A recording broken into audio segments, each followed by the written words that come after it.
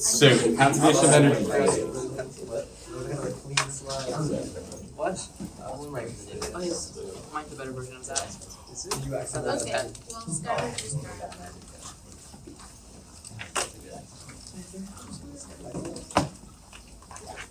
So, conservation of energy, it's basically, we're just gonna kind of review it because we've already kind of covered it in AP1. But really there's nothing new. There's only kind of conservation of energy mixed with the calculus we've already talked about. No, stop. I had it set like that for a reason, Janice. Why? So that way you don't overexpose the screen, bro. Oh, okay. I Stop see. talking in film jargon, none of us are. It's actually light jargon. Wait, you got a haircut. Anyway, so we gotta remember defining a system. So how we define a system? Remember, a system is an object or a collection of objects. You choose what that system is, so you choose what's in the system, and then we have open and closed systems. So an open system is one that interacts with its surrounding environment. So meaning, if there is something that is getting a force applied to it by an outside object, something in that part of the system, we call that an open system. If we have a closed system, that's one that has no interaction with objects outside of the system. So if we were to say something like, let's see. Closed system could be, well, I guess you could say right now a closed system could be this classroom because there is no interaction with the outside. What about gravity? Well, the class, yeah, I guess you could say that. Oh. I didn't think of that. Okay, so then the classroom's an open system because we would have gravity, and gravity is not part of the classroom.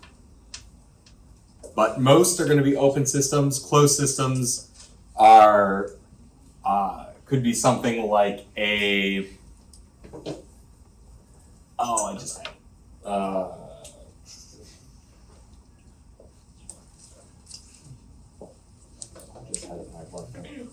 The ladybug on the spinning disc.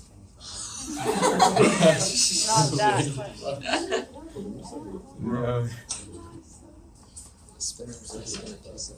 In like one What about this classroom without errors?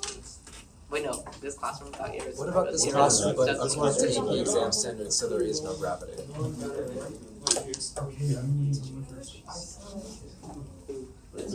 What about like have more than a one vacuum, like a black hole? That's a Yeah, I mean, you could say kind of. I'm thinking. I want to say kind of like a water flowing through a pipe, like as it flows through that section of pipe, like it's not. There's nothing affecting it inside the pipe. So you could think of something like that. So like gravity doesn't affect it inside the pipe?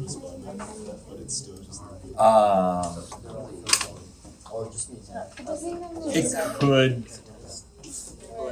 it. but if we consider it underground, it has no potential. So. No, it's okay. Did you answer that? Do you not use it?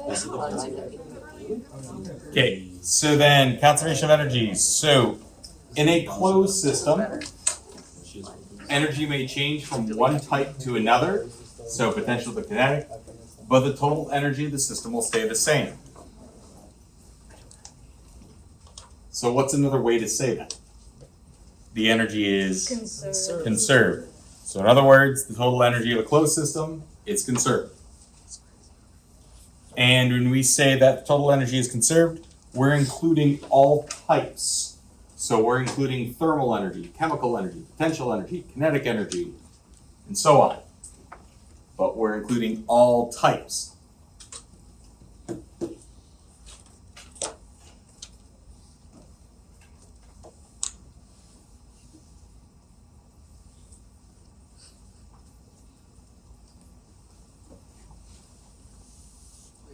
So this is how do then like fluorescent things reflect more? It seems brighter than the light pointing at it.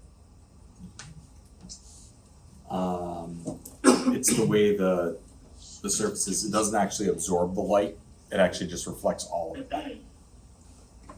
But like dark colors absorb some of the light, and so those colors and the way they're kind of designed is so that it doesn't absorb much at all. It just reflects the majority of it. Okay. That makes sense.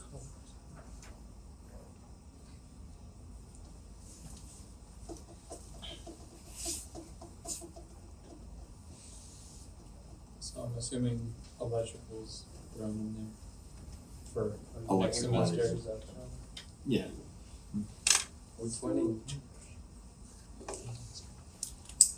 You are. What type of energy, after an object goes through air resistance, what type of energy is it transformed into?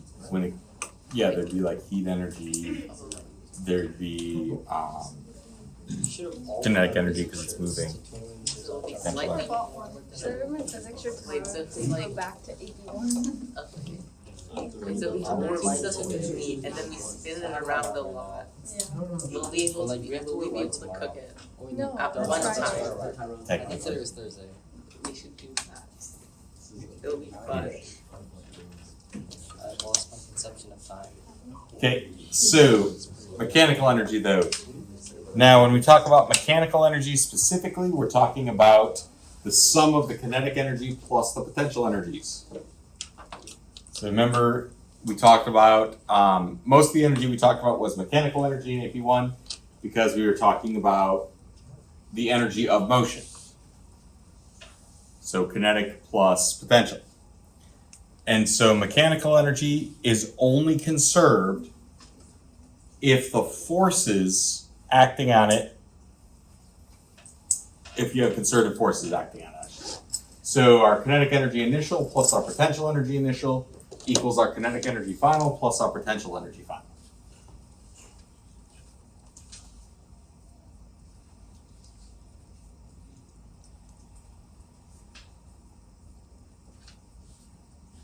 You said almost all forces are conservative,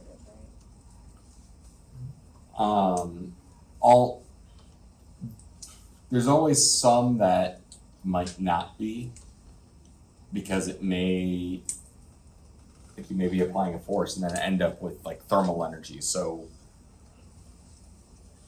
a lot of times we focus on just mechanical energy and see if mechanical energy is conserved, because then if we start going into just all of energies, then we got to talk about heat energy, we got to talk about electrical energy, we got to talk about just so many different types. So we usually just focus on mechanical, and then depending on like what engineering you go into, you might have to worry about thermal. But Makes sense. and so if we have a system that has a non-conservative force, so something like friction, total energy is conserved, the total energy is conserved. But mechanical energy is not. Because if we have friction, that energy, some of that energy turns into heat. But the total energy is still conserved.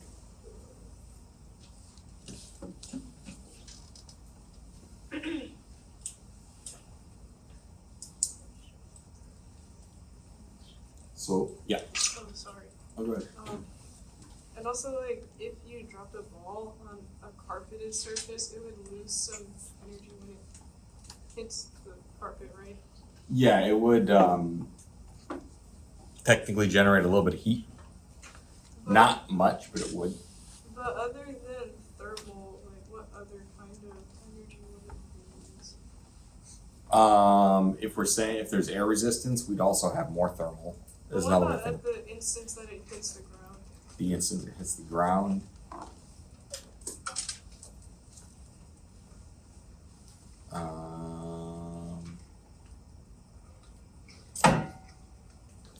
We would only have mechanical at that point. Mechanical and thermal at that point. Well, I guess depends on what it is. In general, that's what it would be, but if it's something really weird, maybe like I think a slime or something like that hitting the ground, well then we might have chemical energy. Because it might hit and start like breaking the bonds or making new bonds. So that's when it gets a little confusing, but that's why we usually just focus on mechanical. Okay. So how is heat created? How is heat created? A lot of times from friction. It's transferring of energy. How is it When you rub Well, the friction is the interaction of these molecules. And so we're putting energy into it, and so it's making them move, so that's how we get the thermal. But isn't heat like I was the kinetic energy of the atom? so cold. So wait, why wouldn't heat be conservative then? Because I don't know, just maybe like Because aren't we physically like moving them as we grow? Yeah. How hard do you have to slap a chicken for it to get instantly cooked? You're trying to ruin my FRP. you totally make that hard. Now you guys just ruined fun. Wait, can we do fun up on Friday? Oh yeah, I want to see you Friday. I was actually gonna do a No, Friday. actually figure out how hard to make slap chicken and actually instantly cook it. 165 degrees Fahrenheit. You should give us another extra credit game. Well, then maybe you should do something like how hard do you have to slap a steak for it to be fully cooked? Medium rare. A live cow. Can we do fun up on Friday? How hard do you get slap instantly cooked? But we're not for Medium rare. Only for practice. Medium rare, you gotta be specific. What's up, dude? I just want to make sure I understand like the difference between conservative and then non-conservative forces. How do we separate the two? So the idea is if it's non-conservative, that means it would be something that can vary. So like friction varies based on if the object is moving, if the object is not moving, if it's different masses, it changes all the time. But like the gravity of an object, the force of gravity on an object is always the same unless the mass changes. But the mass of the object doesn't normally change on its own. But you can have, so for example, if something is sliding across the floor, it has a force of friction. And that force of friction remains constant until it comes to a stop. And now the friction is different. So conservative would be that it didn't change at all. Is one way to think about it. So like if you have a force that's constant, it's a conservative force. If you have a force that's like doubling every second, it's not conservative. Like if I'm pushing a box with like 10 newtons of force, it's a conservative force. But if I'm pushing a box with like a force that's increasing 2 newtons every second, it's not conservative. Yeah, you could think of it like that. Okay. This one's actually. Okay, so in the example where you're dropping a ball and it's bouncing back up, you generate heat. Is that like a force of friction, or is that just the ball squishing you? It depends on what the ball's made of. Because you could say if it hits, for example, if it hits like a carpet, it's going to have a little bit of friction as it like hits and it moves back up because it like rubs against the carpet slightly. And so that's where we get a little bit of the heat. But if it's something like maybe like a bouncing ball, it squishes. So now it actually affects, because it's moving, you could be like touching more of the carpet to generate even more heat. So it kind of depends what it's made out of. Depends on like how much energy it's actually using. So like what if the ball doesn't care about the object stopping? Like the object like from 1 to 3 seconds. As long as it could change. So like, how should I say it?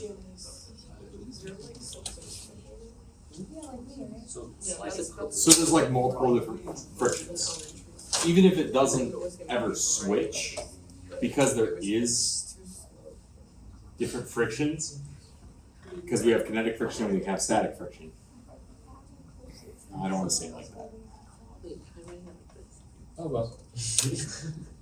How high would you need to drop a tennis ball from to instantly cook a chicken on it? Infinitely high because of terminal velocity. Let me get back to you on that real quick. Let me think about it for a second. Okay. What if there's no errors? Okay. Well, So basically, if we have something that has a non-conservative force, total energy is conserved, mechanical energy is not. So that means there has to be some external force that is doing some work. And so kinetic energy initial plus potential energy initial plus any work being done by that non-conservative force is equal to kinetic energy final plus potential energy final. so I'm guessing work can be negative. Yeah. Alright.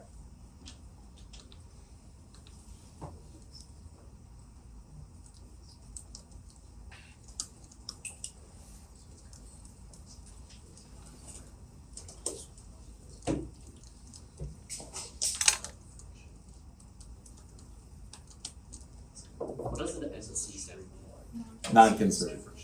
So in AP1, we just taught it as the external work, which is the same thing. What's the string physics thingy on the SSO? Oh, that's access to the book, Do you have a text list? which we don't use. No, But we have it. for it. It's not like it's 10 years old or anything. You buy a textbook. Buy a textbook. We only have seniors.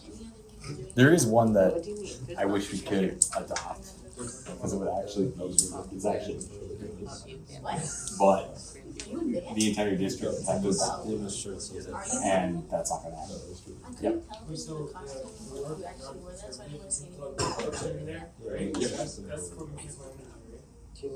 Yeah, so like, basically we're saying, we know energy is conserved, and, but if something is moving and then something else pushes it and makes it go faster, well, it did work on the system, so that's where we put that extra energy.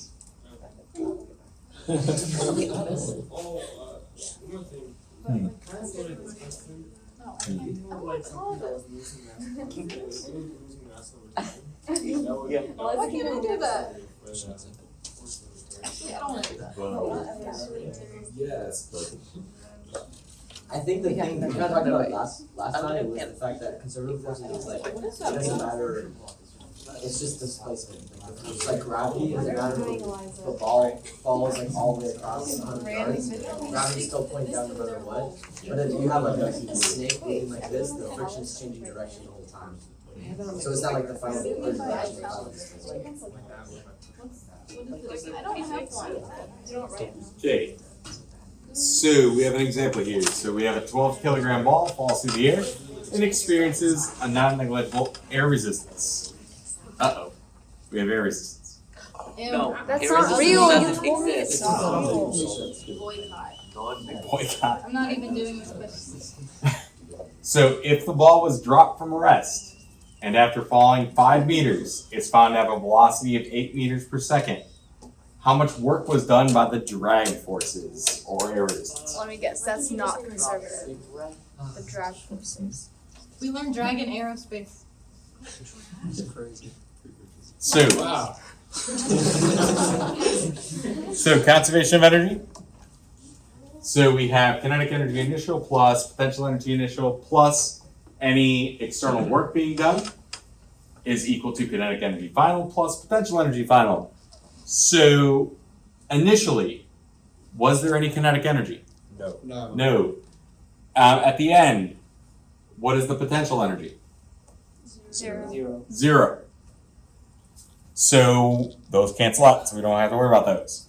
So then basically we're left with the work being done is equal to kinetic energy final minus potential energy initial.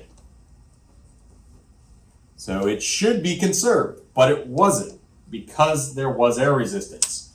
So how much work was that air resistance doing is what it's asking.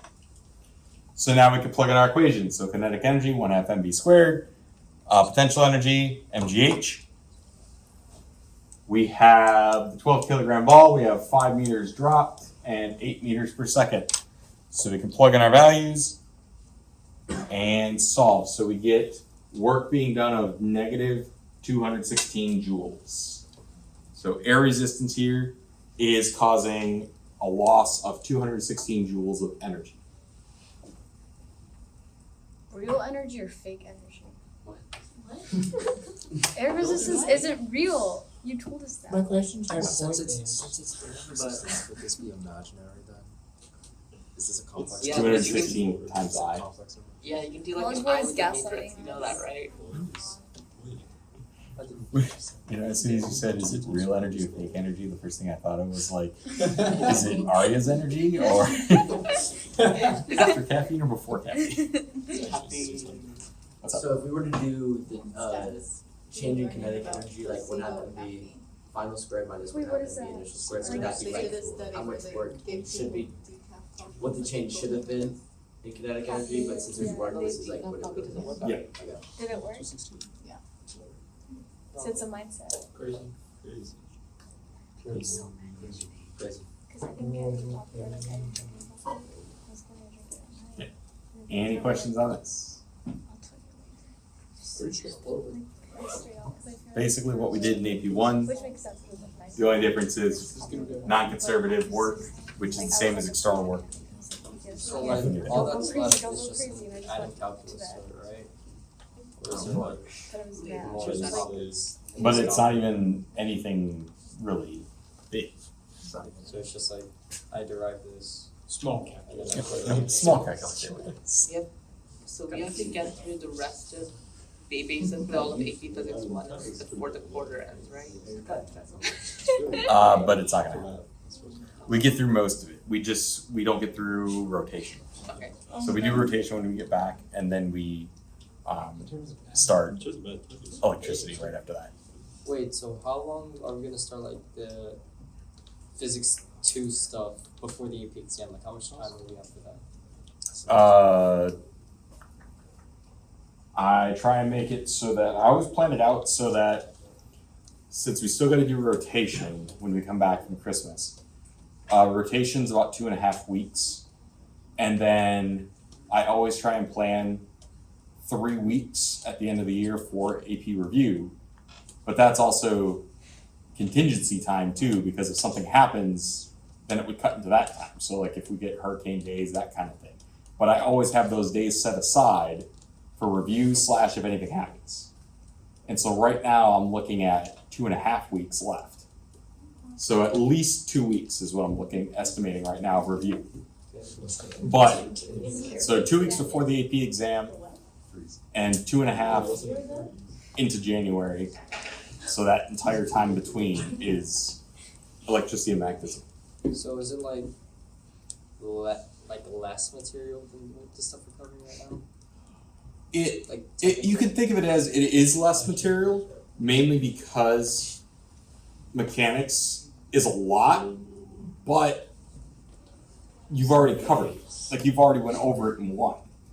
But second semester, you haven't went over everything unless you've taken AP2, and then you have covered these without the calculus. So I have to teach that as if you've never taken 2, because I know not everybody has.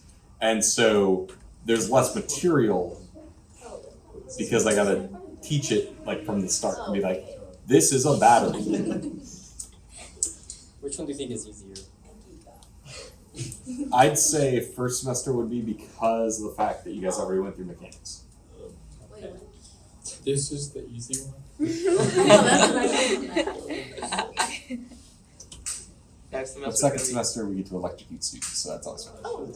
I'm so excited. No, I'm gonna electrocute myself. I have a question about this. Because your So- hair sticks out. If the velocity that it gave us is the velocity that it gets after work is done on it, right, from the Yep. from the air resistance. So final velocity. Yeah, so why is the change in kinetic energy not equal to the work done?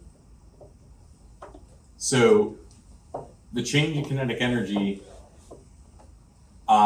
if we use the 8, would include, would be as if it's going from rest to 8 meters per second. But we do have that external work being done. If that external work wasn't there, of course it's going to be going faster at the same amount of time or same distance. So we could think of it, another way to solve this one is we could do change in kinetic energy and using the 8 and starting at 0. Then we can also do change in kinetic energy but find how far it should have fallen if there was no air resistance. Oh, okay, so change in kinetic energy would show the work required to make it go from 0 to 8 meters per second, but this is showing 0 to 8 meters per second in 5 meters. That's the difference. With air resistance. So like what I'm saying is like, let's just say we found, how should I say it? If we did kinematics and we found how fast it's moving after falling 5 meters, let's say we get some value, then we calculate how much kinetic energy that was. Okay, let's say it was 400, but it only made it up to 8. So if we take the difference between whatever the kinetic energy is going up to 8 and whatever it is going up to what it should be, well, how did it lose it? It lost it from the air resistance. And so the difference between the change in kinetic energies then would also be the negative 216. But then we'd have to do an extra step and use kinematics. But we'd get the same answer. That's why energy is usually a little bit easier, because we know the potential, we know kinetic. Throw it in one equation, we're done. We don't have to do kinematics or anything extra. But we still could if we wanted to. Yeah.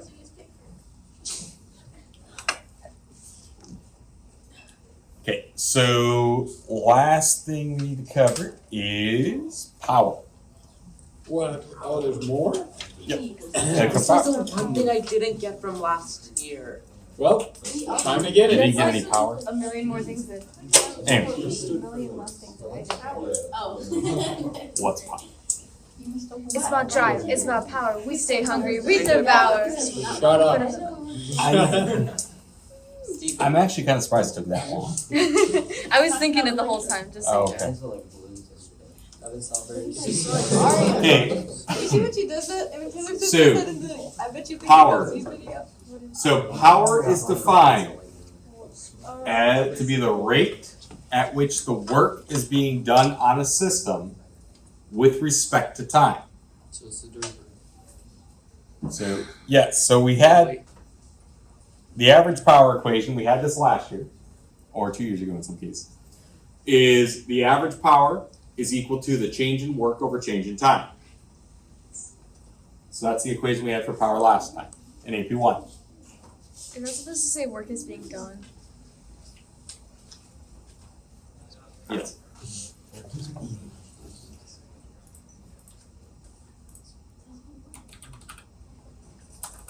You said respect to time. Just in case you wanted to know. With respect to From time. Kaden. With respect to time. Kaden said it. Also, the average power, Is that what that I stands for? think or it's what is that? With AVG. respect. Yeah, WRT is with respect. Wow, this PowerPoint's phrase that. With respect to. Okay, why did you mess that E up? Because it's right on the one screen. I don't know why the E got messed up. It's already his fault, but I don't know. That's true. I hacked into that laptop last night. Okay, so average power is equal to the change in work over change in time. Wait, wouldn't it need to be a G anyway? A G. It was a G, Yeah. right? No. Because AVE is just average. It's pointing out its own mistake. But AVE looks nice. I like it. Pave. Anyway. No, that was like Okay. average of E. Like why are we doing? The average of E I don't know is why it. E is equal to 3 is equal to I don't know why I did that. Okay, so the units of power are, since it's energy over time.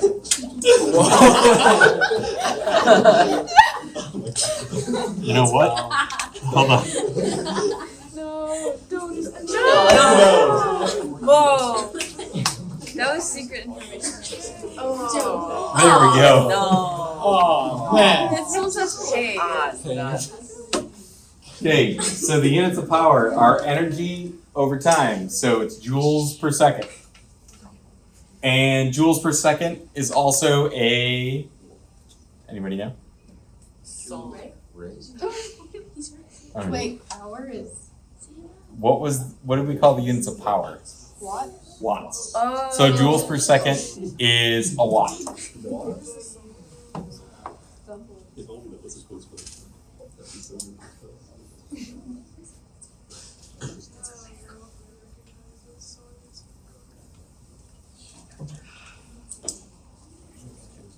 wait, isn't watt have to do something with like the electricity stuff?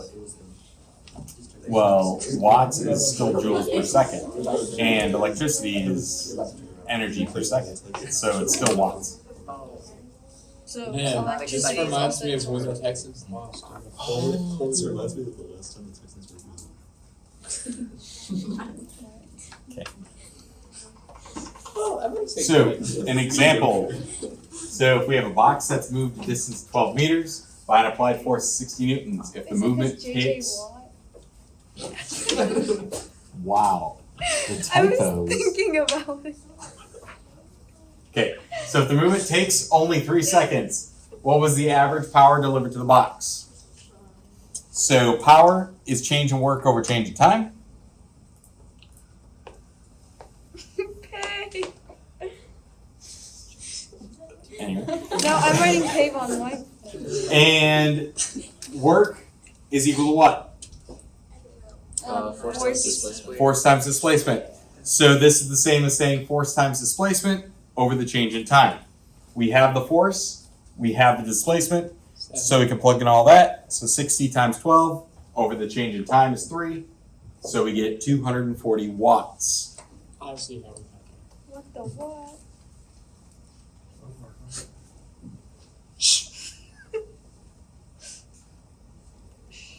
Hey Steven, none of us can be the same. What? Janice, if I were you, I wouldn't take that. I would beat Steven up right now.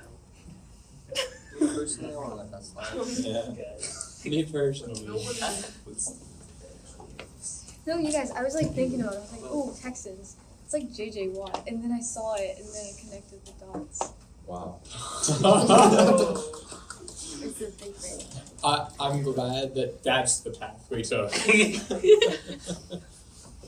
Wait, what other path? is Yeah, there? what other pathway is there? Looking Okay. at what and thinking of my boy JJ.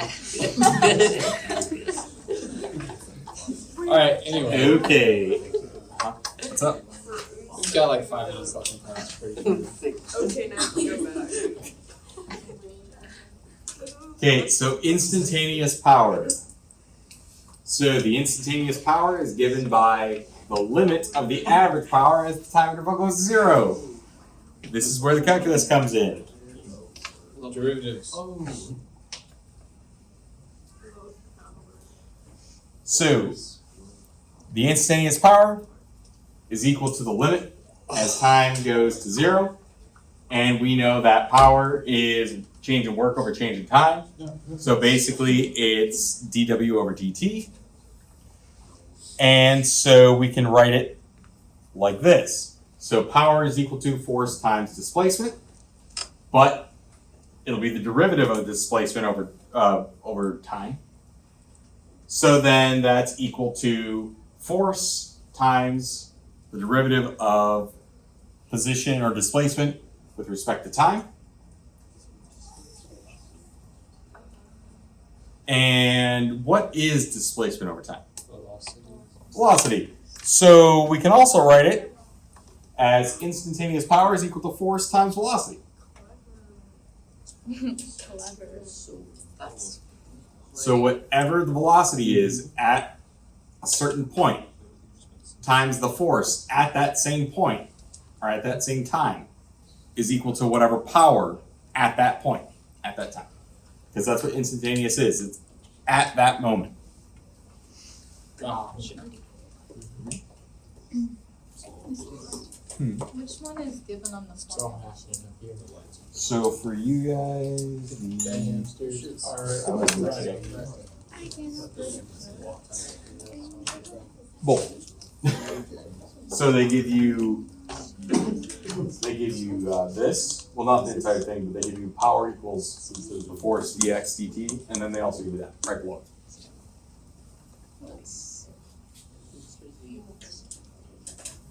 Speak up. Yep. Can we have a matrix practice just No. to piss Chris I off? take it back, never No. speak up.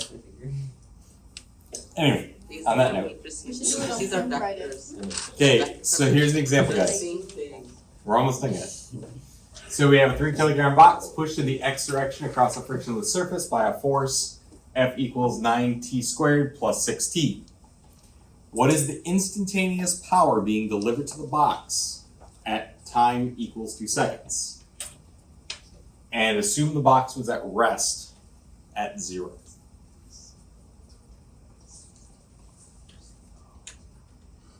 Oh, this is weird. I see. You're right.